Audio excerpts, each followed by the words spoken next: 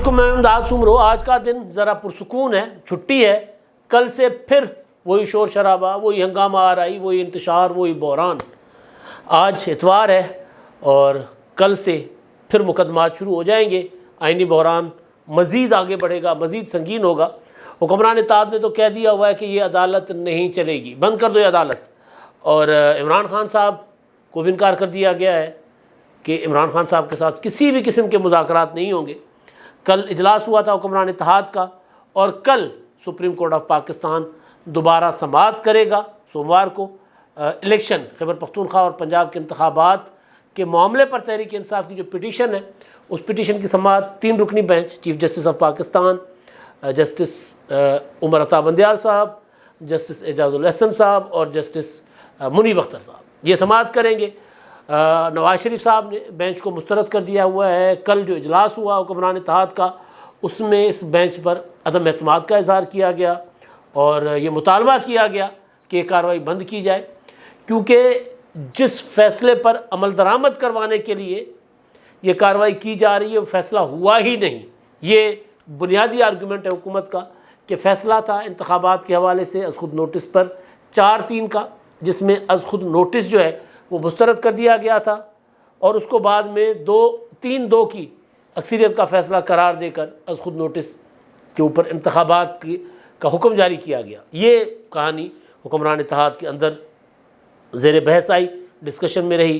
نواز شریف صاحب نے لندن سے جوائن کیا تھا، آصف زرداری صاحب دبئی میں تھے، انہوں نے وہاں سے جوائن کیا تھا، بلکہ آصف زرداری صاحب نے تو اپنے جو قانونی ماہر ہیں فاروق ایچ نائک صاحب، جو پیپلز پارٹی کے وکیل بننے کی کوشش کر رہے ہیں اس مقدمے میں، ابھی تک پولیٹیکل پارٹیز کو یعنی ایک پولیٹیکل پارٹی کی پٹیشن ہے انتخابات جلد کروانے کی، اور دوسری پولیٹیکل پارٹیز چاہتی ہیں کہ وہ بھی اس میں فریق بنے، لیکن ابھی تک یعنی جب کل تک، اب تھوڑی دیر کے بعد سماعت شروع ہوگی تو اس کے بعد کچھ نہیں پتہ، لیکن کل تک دیگر پولیٹیکل پارٹیز کو فریق بننے کی اجازت نہیں ملی تھی۔ عدالت نے کہا تھا اس بات کو بعد میں دیکھ لیں گے۔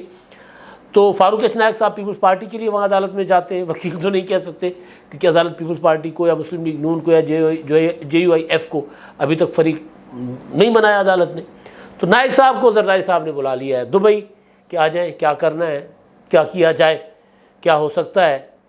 اور عمران خان صاحب نے آج کی کارروائی کے اوپر، یا اثر انداز تو میں نہیں کہہ سکتا، لیکن آج کی کارروائی کے لیے جو عدالت عمران خان صاحب کے لیے کوشش کر رہی ہے، یا انتخابات کے لیے جو کوشش ہو رہی ہے کہ انتخابات کے لیے سارے بیٹھ جائیں فریقین، تو اس کے لیے ماحول بنانے کے لیے عمران خان صاحب نے اپنے گھوڑے دوڑا دیے ہوئے ہیں، مذاکرات کے لیے پولیٹیکل پارٹیز کے ساتھ رابطے شروع کر دیے ہیں، مگر جس کے ساتھ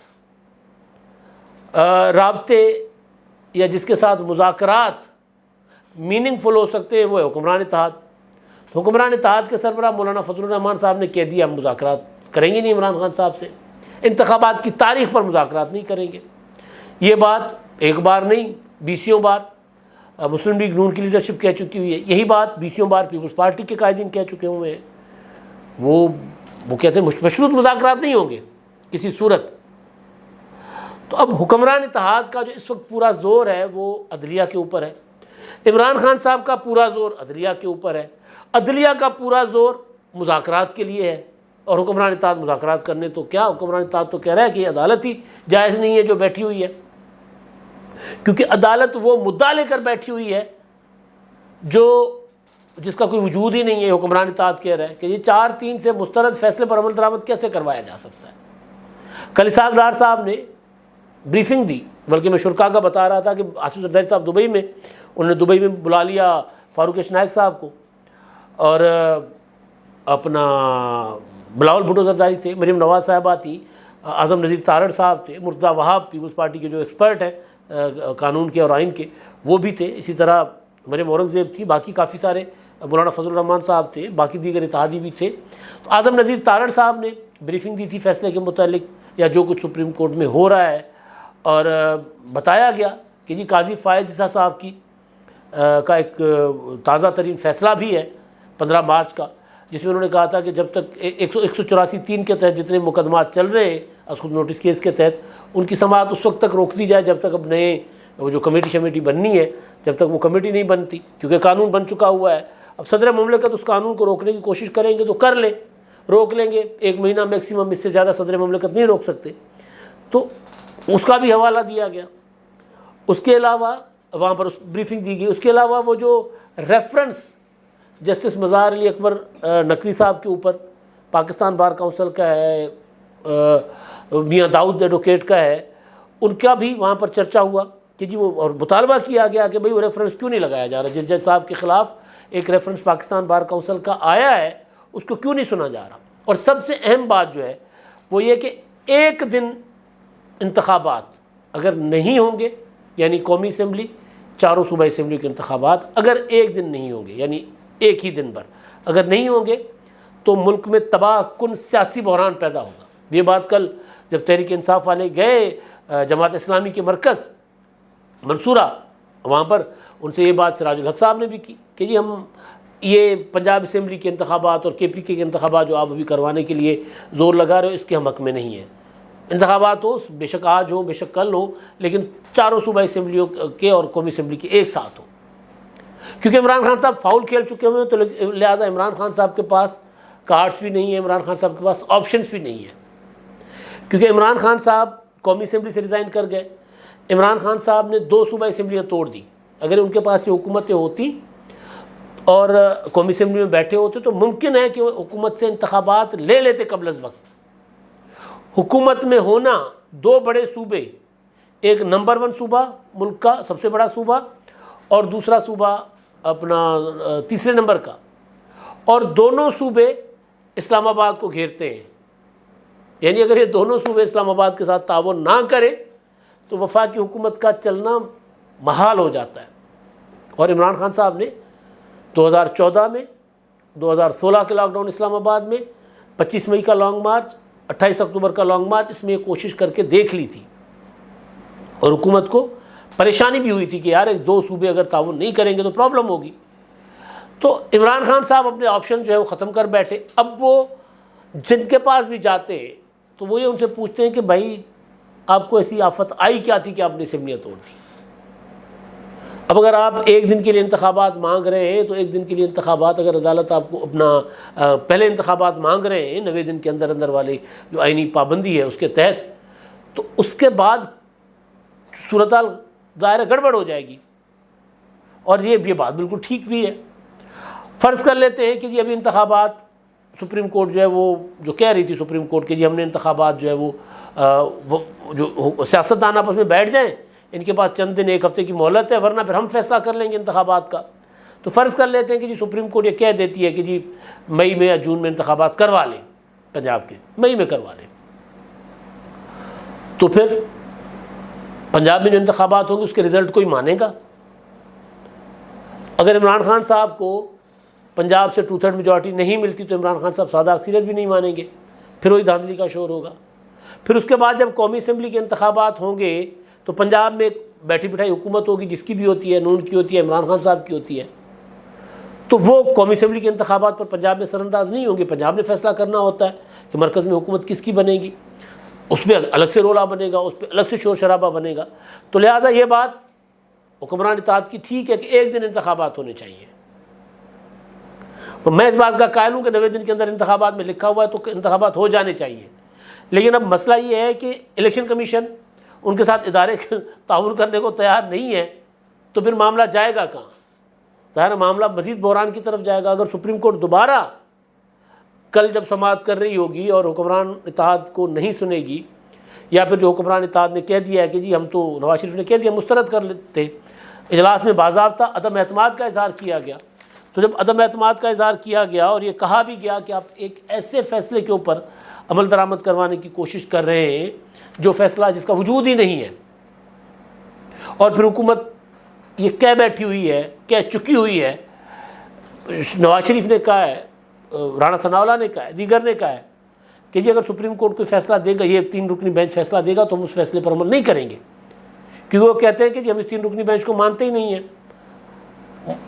جسٹس اپنا چیف جسٹس صاحب اور جسٹس اعجاز الاحسن صاحب، وہ نواز شریف صاحب کے خلاف جو جتنے مقدمات ہیں ان میں جج صاحبان رہے، ان کو سزائیں سنائی ہیں انہوں نے، تو وہ کہہ رہے ہیں ہم یہ تو ہمیشہ ہمارے خلاف ہی فیصلے دیتے ہیں، اور دوسرا یہ ہمیشہ PTI کے حق میں فیصلے دیتے ہیں۔ یہ ان کی عدالت کے اوپر اتنا بڑا الزام ہے۔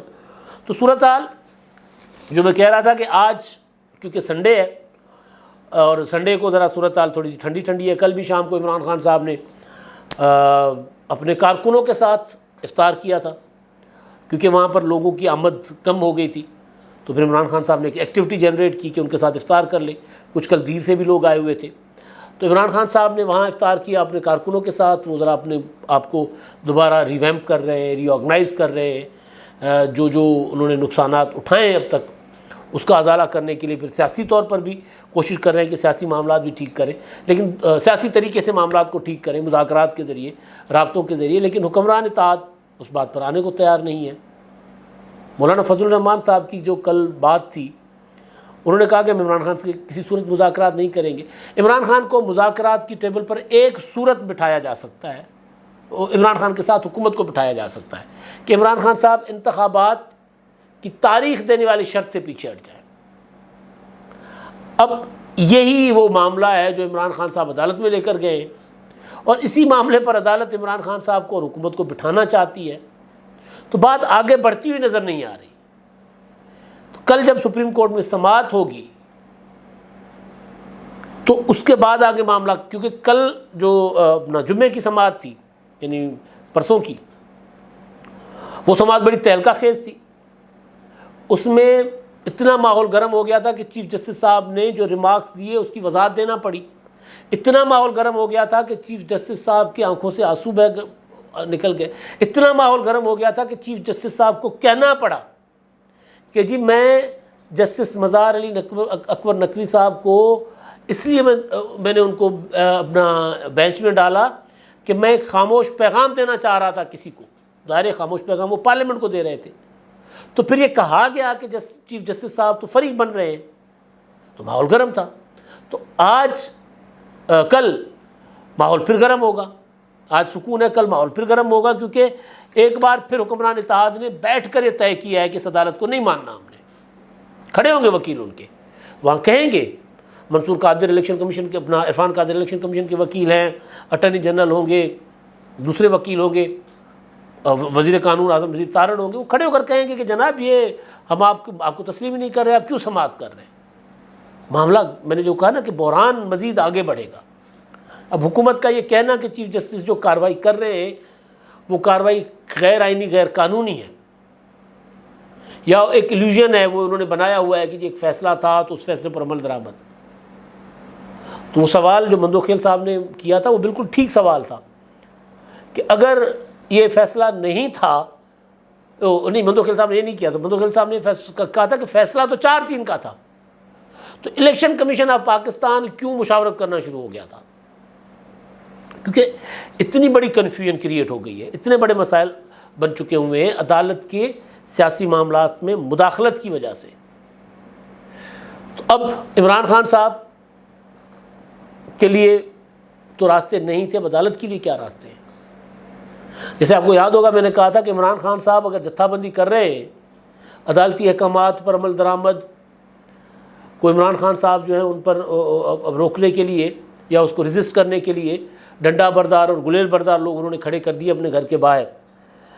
تو یہ اور اسلام آباد ہائی کورٹ یا لاہور ہائی کورٹ یا پھر جوڈیشل کمپلیکس اسلام آباد, وہاں جاتے ہیں, وہاں پراپر حملہ آور ہوتے ہیں. تو کیا یہ سسٹین کر پائیں گے, یہ جتھا بندی آگے لے کر جا پائیں گے. میں نے سوال کیا تھا اور میں نے خود ہی جواب دیا تھا کہ نہیں, اگر ایسا کریں گے تو بہت بڑا نقصان اٹھائیں گے. ان کی جماعت کا لازم ہو سکتی ہے, وہ پتہ نہیں کیا کیا ہو سکتا ہے, دہشت گرد ڈکلیئر ہو سکتے ہیں. کہا وزیر اعظم صاحب نے کہ دہشت گرد ہے. تو پھر میں نے کہا تھا کہ اگر وہ نہیں کر پائیں گے تو پیچھے ہٹیں گے, تو پیچھے ہٹیں گے تو اور نقصان ہوگا. تو عمران خان صاحب کی پوزیشن تھی. اب یہاں پر عدلیہ کی پوزیشن ہے. ایک طرف یہ حکومت ہے جو مکمل طور پر پہلی بار عدالت کے اوپر پریشرائز ہو رہی ہے, بہت بڑا پریشر بلڈ کر دیا حکومت نے. دوسری طرف عمران خان ہے جو عدالت کے ساتھ کھڑے ہیں. لیکن اگر عدالت یہ کہہ دیتی ہے کل کو کہ جی انتخابات کی تاریخ اب ہم نہیں دے سکتے, پارلیمنٹ جا کر دے, تو عمران خان صاحب عدالت کے اوپر حملہ آور ہوں گے پھر. اور عمران خان کا جو پروپیگنڈا ہے وہ اس حکومت کے تو اس کے مقابلے میں کچھ بھی نہیں ہے. اور اگر عدالت یہ کہتی ہے کہ جی فلاں ڈیٹ کو انتخابات کروائیں, تو حکومت فیصلہ نہیں مانے گی, ادارے فیصلہ نہیں مانیں گے, تو پھر کیا ہوگا. تو عدالت پھنس چکی ہوئی ہے، عدالت نہ آگے جا پا رہی ہے نہ پیچھے جا پا رہی ہے. تو عدالت کو بھی کوئی ٹیکنیکلی اس سے معاملے سے نکلنا ہوگا. اب وہ کیسے ٹیکنیکلی نکلتی ہے کیسے نہیں نکلتی دیکھتے ہیں، لیکن بہرحال ایک فیصلہ جو حکمران اتحاد نے کر لیا ہے، کیونکہ عدالت کے فیصلوں پر عمل درآمد کروانے کے لیے عدالت کو انتظامی طاقت چاہیے ہوتی ہے جو عدالت کو میسر نہیں ہے. اور وہ جو انتظامی طاقت ہے وہ یہ سمجھ رہی ہے کہ یہ عدالت عمران خان صاحب کے لیے فیصلے کر رہی ہے. کہا گیا ہے، جو پریس ریلیز ہے اس میں کہا گیا ہے کہ خاص مقصد اور جماعت کو ریلیف دینے کے لیے، یعنی ایک جماعت کو ریلیف دینے کی اجلت سیاسی ایجنڈا دکھائی دیتا ہے. سپریم کورٹ کو الیکشن کمیشن کے اختیارات میں مداخلت نہیں کرنی چاہیے. ایک ہی دن میں الیکشن سے انحراف ملک کو تباہ کن سیاسی بحران میں مبتلا کر دے گا.